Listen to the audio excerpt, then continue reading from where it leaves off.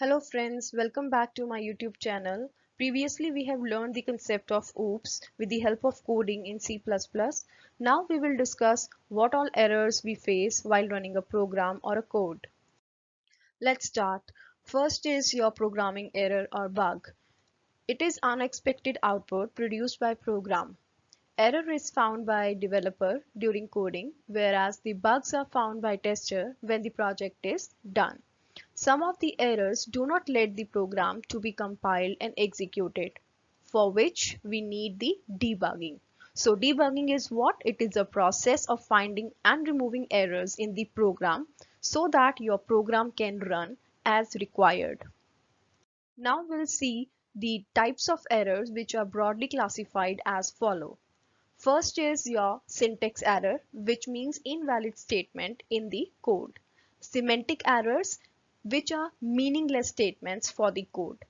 Third is logical error with the poor logics. And fourth is your runtime error, which are the error detected at runtime.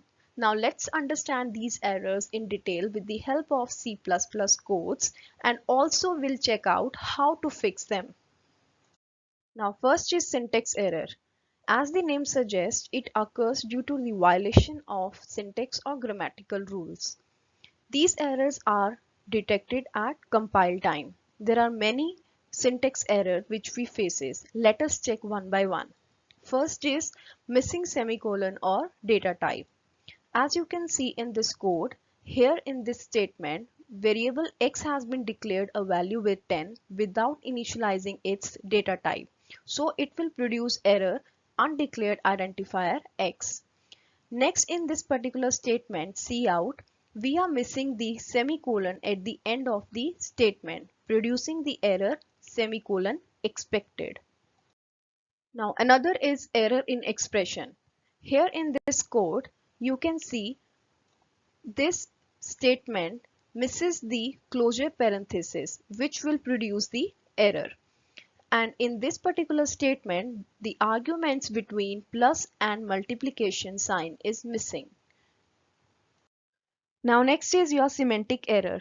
Semantic error occurs when the statements written in the program are not meaningful to the compiler. It is difficult to detect because their syntax is correct but their meaning is wrong. Let's take an example. If I say, my refrigerator drove a car. Though this statement has no grammatical mistake, but it doesn't have any meaning too.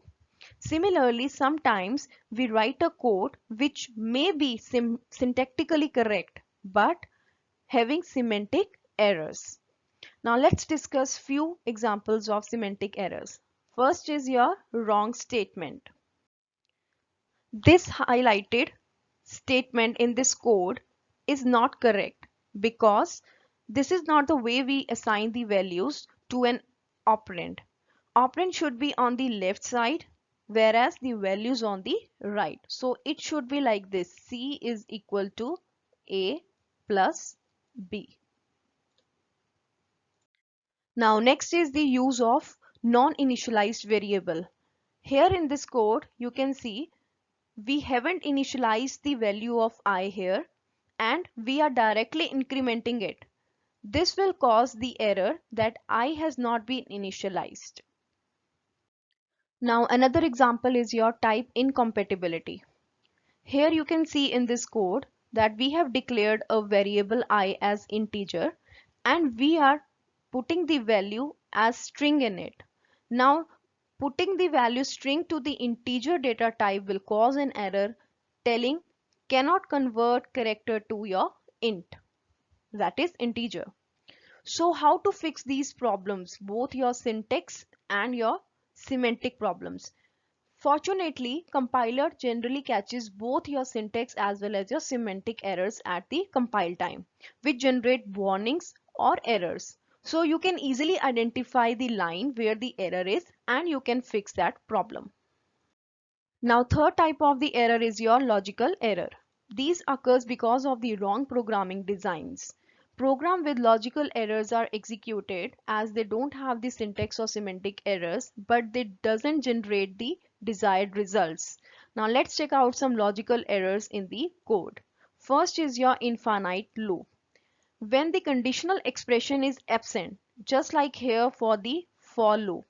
This statement will always be true, leading to the endless loop, which is the undesirable result. Though you can terminate the loops by pressing Ctrl plus C keys. Next is the errors in performed computation. Now this is interesting. Let's say I want a code for sum of two numbers, but somehow while writing the code, I put the subtraction sign here. Now this will be leading me to the wrong result because I want the answer to be in sum, but I got the subtraction. So manually the code should be checked to locate the logical errors to fix the problems. Now last is runtime error.